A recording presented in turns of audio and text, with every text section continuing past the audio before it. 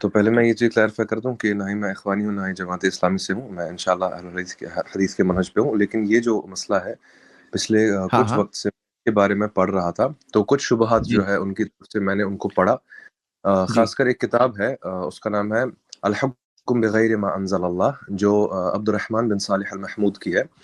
تو وہ جب میں نے پڑھی تو کچھ جو مطلب کچھ کویشچنز میرے کو اٹھے، تو وہ میں اس پہ بات کرنا چاہتا تھا ابھی. بہت اچھا، تو ویلکم موسٹ ویلکم. جی جی شکریہ. تو جیسے شیخ شعبان نے اس میں کہا کہ حکم بغیر ما انزل اللہ کے جو 9 فارمز انہوں نے بتائے، اس میں انہوں نے کہا کہ جو اس میں 6 فارمز ہیں ان پر اجماع ہے کہ وہ کفر اکبر ہے، اور پھر باقی 3 جو ہے وہ کفر اکبر نہیں ہے. اور یہی میں نے استاد عبد الرحمن حسن حفظہ اللہ سے بھی سنا تھا. اب اس میں مسئلہ یہ ہے کہ جیسے اس میں شیخ شعبان نے کہا کہ ان میں کچھ اختلاف ہے ان 3 میں، ویسے ہی استاد عبد الرحمن حسن نے بھی کہا تھا کہ ان 3 میں اختلاف ہے. تو اس میں ایک تشریح عام ہے، سوال صرف تشریح عام. جی جی جی تشریح چلا العام سوال آگے ہو بڑھیں. گیا. جی شیخ. تو شیخ اب اگر کوئی انسان اپنی کنٹری میں تشریع العام کرتا ہے، میں نے اس میں یہ بھی سنا ہے، شیخ عبدالعزیز راجحی کا میں نے سنا ہے، اور علامہ ابن عثیمین کی بھی کچھ ایسے اقوال ہے جن سے لگتا ہے جی کہ جی یہ مانتے ہیں کہ کفر اکبر ہے. جی. تو شیخ اب میرا یہ سوال ہے کہ ہم تو ایسے تکفیری مانتے ہیں ان لوگوں کو، مطلب جنرلی میں جب سے میں رہا ہوں کنیکٹڈ منہج سلف کے ساتھ، اگر کوئی انسان حکمران کی ان چیزوں پر تکفیر کرتا تھا تو ہم اسے یا تو تکفیری مانتے تھے یا خارجی مانتے تھے. لیکن جب سے اب ہمیں پتہ چلا کہ اس پر اختلاف ہے تشریع العام پر، کیا ہم اتنا مان سکتے ہیں کہ اہل السنہ کے درمیان اس چیز پر اختلاف ہے، یا ہم یہ اس میں مانتے ہیں کہ جو انسان تشریع العام کو کفر اکبر قرار دے وہ خارجی اور تکفیری ہے؟ تو یہ پہلا پارٹ ہے میرے سوال کا شیخ. دیکھیے، پہلی بات جو شیخ صالح عثیمین کا آپ نے حوالہ دیا نا کہ انہوں نے اس کو کفر اکبر کہا ہے، اصل میں انہوں نے بھی رجوع کیا اس سے، یعنی ان پہ یہ چیز واضح ہوئی کہ ان کی یہ بات درست نہیں ہے. دیکھیے، اختلاف کا ہونا کسی میں نے جو ذکر کیا صرف ایسا کوئی بڑا اختلاف نہیں ہے، لیکن میں نے کیوں اس کو ذکر کیا؟ میں نے صرف اس لیے ذکر کر دیا کہ کوئی یہ نہ کہے کہ مولوی باتوں کو چھپا رہا ہے. الزام جی دیتے نا مرزائیوں کو دیکھے، مرزا پلمبر کے شاگردوں کو دیکھے، بولے یہ لوگ حدیثیں چھپاتے ہیں. یہ حدیثیں کوئی نہیں چھپاتا ہے. تو میں نے جی بربنائے احتیاط اشارتاً وہ موقف ذکر کر دیا تاکہ کوئی یہ نہ کہہ سکے کہ میں ایک دوسرا موقف جو کمزور سا ہے، جو ذرا سا پایا گیا ہے، وہ میں نے چھپا لیا ہے. تو میں نے چھپایا نہیں، میں نے اس کو ظاہر کر دیا. تو شیخ صالح عثیمین نے خود ہی اس سے رجوع کر لیا، یعنی دلائل کے روشنی میں وہ بات پختہ نہیں، تو انہوں نے خود رجوع کیا اس سے. ٹھیک ہے. تو جی اب شیخ. دیکھیے، راجح ہم جب بات کریں گے نا تو راجح کی روشنی میں بات کریں گے. کہیں کچھ ذرا سا اختلاف ہے، اختلاف میں کیا حکم ہے؟ اختلاف میں یہی حکم ہے کہ جب کسی چیز میں اختلاف ہو جائے تو بھئی آپ قرآن و سنت کی طرف رجوع کیجیے، فیصلہ وہاں ہوگا. تو اصل مسئلہ اختلاف کا نہیں ہے. یعنی ہم کسی مسئلے میں اختلاف ہوا، پھر ہم نے قرآن و سنت کی طرف رجوع کیا، پھر سمجھ میں آیا کہ نہیں بات صحیح ہے، تو کوئی کہے نہیں دیکھیے اختلاف بھی ہوا تھا نا، تو اس اختلاف کا بھی حوالہ میں دینا چاہتا ہوں، تو وہ درست نہیں ہے. تو اگر کوئی کہتا ہے کہ تشریع عام اگر کسی نے کر دیا کسی مسلم حکمران نے، اور وہ کافر ہے بغیر اس کے بارے میں پتہ کیے، بغیر تمام چیزوں کو یکجا کیے، بغیر شروط کا لحاظ کیے ہوئے، ظاہر سی بات ہے وہ تکفیریوں کے منہج پہ ہے، ہم کہہ سکتے ہیں. بالکل. جی تو شیخ بارک اللہ فیک. اب شیخ کچھ ایسی شخصیات ہے، شیخ میں نام لے سکتا ہوں کچھ علماء کا جو تھوڑے کنٹروورشل علماء سعودیہ میں مانے جاتے ہیں یا نہیں؟ دیکھیے، آپ علماء کا نام لے کر کے جو ہے مزید کنفیوژن ہوگا اگر آپ نام لیتے ہیں. بھائی اگر کسی نے کسی مسئلے میں کوئی بات کہی ہوئی ہے تو اس کا اصولی مسئلہ کیا ہے؟ اصولی مسئلہ یہ ہے جی کہ قرآن و سنت کی روشنی میں صحیح بات کیا ہے کہ نہیں؟ جی قرآن و سنت کی جی روشنی میں صحیح بات کیا ہے؟ آپ اس کو کامن سینس سے دیکھ لیجئے کہ تشریع عام کا جو میں نے مطلب بتایا، کیا میں نے مطلب بتایا؟ یہی کہ اس نے قانون سازی کی. مثال کے طور پہ ہمارے ملک میں، میں ہندوستان میں رہتا ہوں، اب ہندوستان میں تو ہمارے پاس حکمران بھی ظاہر سی بات ہے کہ مسلمان نہیں ہیں. بیسیکلی بنیادی طور پہ ہم جس دستور کو تسلیم کرتے ہیں وہ دستور بھی بنیادی طور پر ظاہر سی بات ہے کہ وہ قرآن و سنت کا دستور تو ہے نہیں، وہ تو انسانوں کا بنایا ہوا وضعی دستور ہے. اب ہمارے یہاں منافقت نہیں ہونی چاہیے. اگر ہم وہ مسئلہ لیتے ہیں کہ تشریع عام، خالی تشریع عام کو نافذ ہی کرنے کا مسئلہ نہیں ہوگا نا، پھر تشریع عام کو ماننے کا بھی مسئلہ ہے.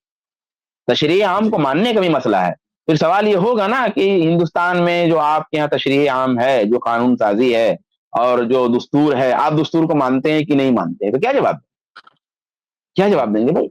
دستور کو مانتے ہیں, تسلیم کرتے ہیں ایز اے ہندوستان کا دستور, ہم اسے مانتے ہیں کہ یہ دستور ہندوستان کا دستور ہے اور اس دستور کی روشنی میں, لیکن اس کی کچھ شرطیں ہیں کیسے مانتے ہیں, کس کیفیت کے ساتھ مانتے ہیں.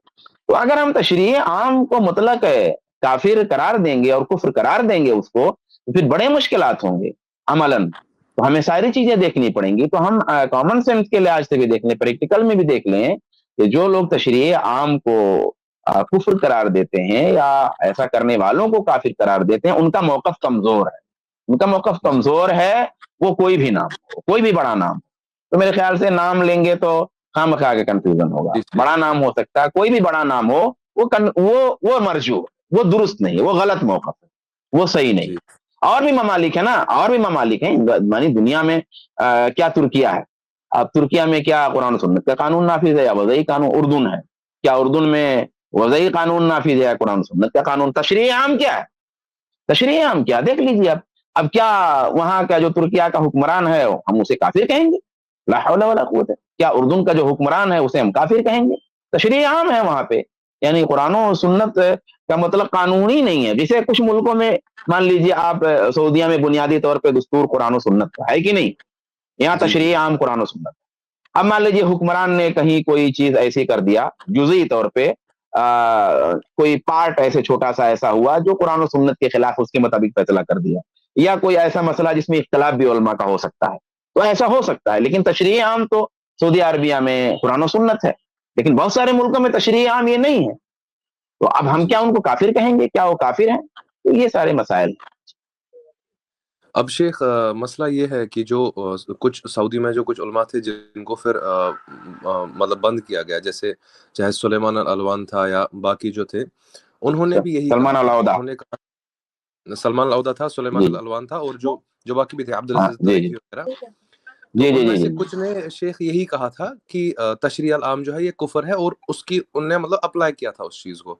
تو پھر کچھ لوگ کہتے ہیں کہ اگر تم نے شیخ صالح العثیمین کو, مفتی ابن ابراہیم آل الشیخ کو, حالانکہ میں جانتا ہوں کہ انہوں نے بھی, میں نے رجوع کیا تھا, خالد العنبری کی کتاب میں میرے خیال سے وہ لکھا ہوا ہے کہ مفتی ابن ابراہیم آل الشیخ نے رجوع کیا تھا اپنے اس قول سے. تو وہ کہتے ہیں اگر تم نے ان کو اپنے وقت پہ خارجی تکفیری نہیں کہا, تم نے عبدالعزیز راجحی کو تکفیری نہیں کہا, علامہ صالح الفوزان کو نہیں کہا, ابن عثیمین کو نہیں کہا, نجدی علماء کو تکفیری نہیں کہا, تو تم ان کو کیسے تکفیری کہہ سکتے ہو؟ تو شیخ وہاں پہ تھوڑا انسان کو کنفیوژن ہو جاتا ہے کہ کیا ان کو تکفیری کہنا درست ہے یا نہیں. دو باتیں ہیں. ایک بات تو یہ ہے کہ جب ایک چیز سے رجوع کر لیا کسی نے, تو ظاہر سی بات ہے اس کو کہنے کی کوئی بات ہی نہیں آتی ہے, ایک بات. دوسری بات یہ ہے کہ بھائی تکفیریت ایک مزاج بھی ہے. کسی مسئلے میں کفر, کسی مسئلے کو کہنا مطلق اس سے کوئی تکفیری نہیں ہو جاتا. بھائی بہت سارے مسائل ہیں نا, تو بہت سارے مسائل میں جیسے مثال کے طور پہ کفر اور بدعت دو چیزیں ہیں.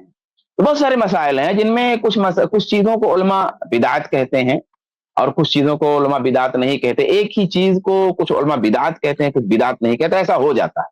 ایسے ہی کفر کی مسئلے میں بھی ہے کہ ایک چیز کو کچھ علماء کفر کہتے ہیں, کچھ علماء کفر نہیں کہتے. تو اب کفر خالی کہہ دینے کی وجہ سے کوئی تکفیری نہیں ہو جائے, ٹھیک ہے. کسی عمل کو کفر کہہ دینے کی وجہ سے کوئی تکفیری نہیں ہو جائے گا. تکفیر ایک پورا نظام ہے, تکفیر ایک پورا مزاج ہے.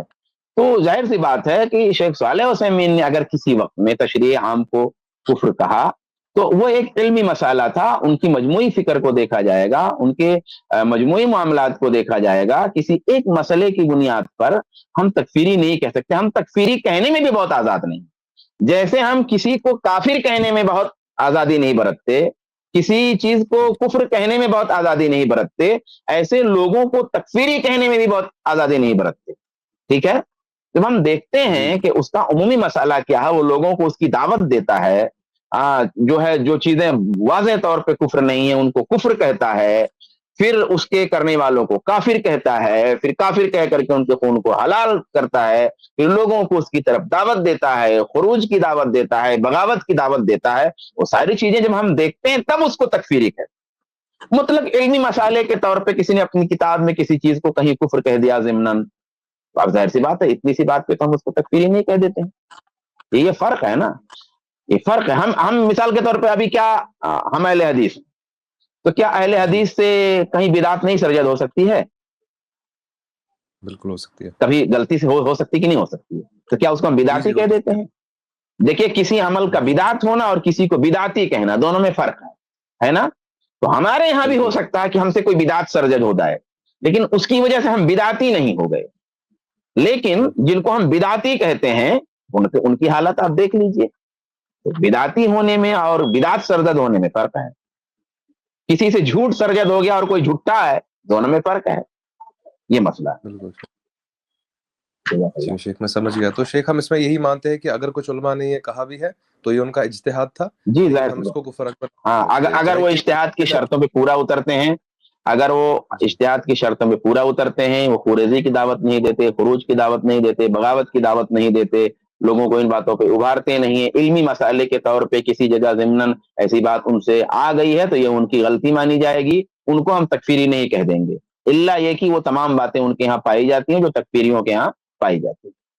اور شیخ یہی اس پہ بھی اپلائی ہوگا، کیونکہ ایک اور جیسے نواقض الاسلام میں ہے مظاہرات المشرکین و معاملتهم علی المسلمین، اس میں بھی کچھ علماء کا میں نے دیکھا کہ وہ اس عمل کو ہی کفر مانتے ہیں، لیکن باقی کچھ لوگ ہیں جو جیسے آپ کہہ رہے ہیں وہ ابھارتے دوسروں کو اس چیز پہ کہ اب اس سے اس کی تکفیر ہو جائے گی، اب اس کا خون حلال ہے، اب جو اس کی تکفیر نہیں کرے گا جی وہ بھی کافر ہے، پھر وہ بھی کافر ہے، تو یہ چین جی تکفیر بن جاتی ہے. جی جی تو جی اس یہ سے پورا تھوڑا سا نظام ہی ہے، پورا نظام ہے.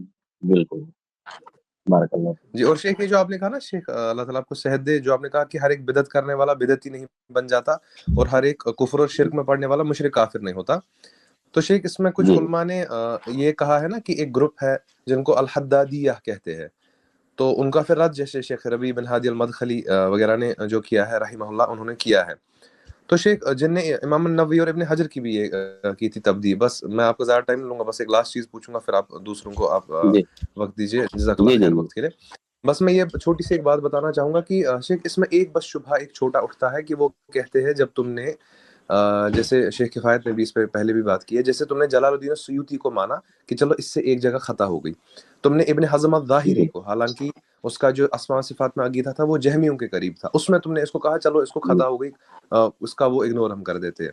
تم نے ابن حجر کے ساتھ ایسا کیا، نووی کے ساتھ ایسا کیا، سیوطی کے ساتھ کیا، ابن حزم کے ساتھ کیا. تو وہ کہتے ہیں پھر جو دیوبندی علماء رہ چکے ہیں یا بریلوی رہ چکے، چلیے بریلوی کو اب چھوڑیے، وہ تو ان کا زیادہ بڑا مسئلہ ہے، دیوبندی علماء جو رہ چکے ہیں یا کچھ اخوانی رہ چکے ہیں، تو تم ان کے ساتھ یا مودودی ہے جیسے، تو تم ان کی کتابوں پہ کیوں اتنی شدت پرستی کرتے ہو اور کہتے ہو بالکل ان کی کتابیں بالکل مت پڑھو، لیکن تم وہاں سے لوگوں کو کہتے ہو کہ اگر ہاں ابن حزم رحمہ اللہ ہے، سیوطی کی کتابیں پڑھ سکتے ہیں بیچ میں رحمہ اللہ. تو شیخ اس شبہے کا کیا جواب ہوگا؟ بارک اللہ فیک. نہیں، میں نے اس سے پہلے بھی وہی بات کہی، وہی بات یہاں بھی اپلائی ہوگی. دیکھیے مجموعی فکر کا کیا ہے، بنیادیں کیا ہیں، اصول اجتہاد ان کے یہاں کیا ہیں. جب بنیاد جو ہے جن علماء پہ ہم رد کرتے ہیں، جن کی کتاب ہم پڑھنے کو نہیں کہتے ہیں، ان میں کئی خامیاں ہیں. مثلا مولانا مودودی ہیں، مثلا سید قطب ہیں، یہ سارے لوگ اولاً عالم نہیں، اولاً عالم نہیں، ثانیاً عالم نہیں ہے تو اجتہاد کی ظاہر سی بات ہے صلاحیتیں ان کے پاس نہیں ہیں، ثالثاً ان کی مجموعی فکر میں خطا ہے، مجموعی فکر میں خطا ہے. ایک ہوتا ہے کہ آپ کی مجموعی فکر تو صحیح دھارے پہ ہے، لیکن بالتعین ہم بتا سکتے ہیں کہ بھائی اسماء و صفات کے باب میں فلاں کا نقطہ نظر کمزور ہے، یکفی، یہ بات کافی ہو گئی سمجھنے کے لیے اب کہ اسماء و صفات کے باب میں ان کا قول معتبر نہیں ہے، تحسین کے باب میں ان کا قول معتبر نہیں ہے، فلاں مسئلے میں ان کا قول معتبر نہیں ہے. یہ ہم فرق کر سکتے ہیں جن کے بارے میں. اور ہمارے وہ اجلہ علماء ہیں جو میں نے کہا وہ اجتہاد کی صلاحیت میں پورے اترتے ہیں، وہ ہمارے علماء ہیں، ان سے کچھ اجتہادی غلطیاں ہو گئیں. لیکن جو لوگ اجتہاد کی صلاحیتیں نہیں رکھتے، علماء بھی نہیں ہے، مجموعی فکر بھی ان کی گڑبڑ ہے، تعین اور تفریق بھی نہیں کی جا سکتی، ظاہر سی بات ہے پھر ان کی کتابوں سے ہم منع کرتے ہیں. تو یہ وجہ ہے بنیادی جو آپ نے کہا نا، میرے خیال سے آپ سمجھ پائے ہوں گے یا میں سمجھا سکا ہوں گا جی کہ مجموعی جی جی فکر شیخ میں ان کے سمجھ یہاں گیا. گڑبڑ نہیں ہوتی. تو ہم اصل بات دیکھتے ہیں، جس کا اصل پہلے کتاب اور جی سنت ہے، پھر اس سے چاہے کوئی بھی جی خطا ہو جائے تو جیسے وہ ہمارے علماء نے مثال کے طور پہ کوئی اہل حدیث ہے، کوئی اہل حدیث ہے، منہج کتاب و سنت پہ ہے. اب ایسا تو ہے نہیں کہ اہل حدیث کی ہر بات صحیح ہوگی. علامہ البانی ہے، ایسا تو ہے نہیں کہ ہر جگہ وہ تصحیح و تضعیف ان کی درست ہوگی. علامہ ابن باز ہیں، ایسا تو ہے نہیں کہ ہر مسئلہ ان کا درست ہوگا، ہے کہ نہیں ہے؟ جی کوئی جی بھی ہو، امام شافعی رحمۃ اللہ علیہ، امام مالک، ایسا تو ہے نہیں کہ ان کی ہر بات صحیح ہوگی، لیکن جو ان کے اصول ہیں، جو ان کی بنیادیں ہیں وہ صحیح ہیں، ان کا جو منہج ہے वो मनहज दुरुस्त है, उस दुरुस्त मनहज पर रहते हुए उनसे कहीं गलतियां हो गई तो हम बताएंगे कि इनसे यहाँ गलतियां हो गई। लेकिन जिसका मनहज ही दुरुस्त नहीं है, फिर उसकी गलती क्या और उसकी सेहत क्या। ये है जैसे कोई डॉक्टर है, डॉक्टर तालीम याफ्ता है, एजुकेटेड है, माहिर है, उससे कहीं सर्जरी में गलती हो गई, उससे कहीं दवा देने में गलती हो गई, तो हम उसको एक्सेप्ट कर सकते हैं, उसको हम डॉक्टर ही कहेंगे। लेकिन कोई डॉक्टर है ही नहीं और उसने सर्जरी किया और सही किया, तो हम उसके सही को भी गलत करार देते हैं। हम कहेंगे कि उसको पनिशमेंट करेंगे कि भाई तुमने क्यों सर्जरी किया, कहीं गलती हो गई होती तो हम ये कहेंगे उससे। तो ये फर्क है। जी, जी, बिल्कुल।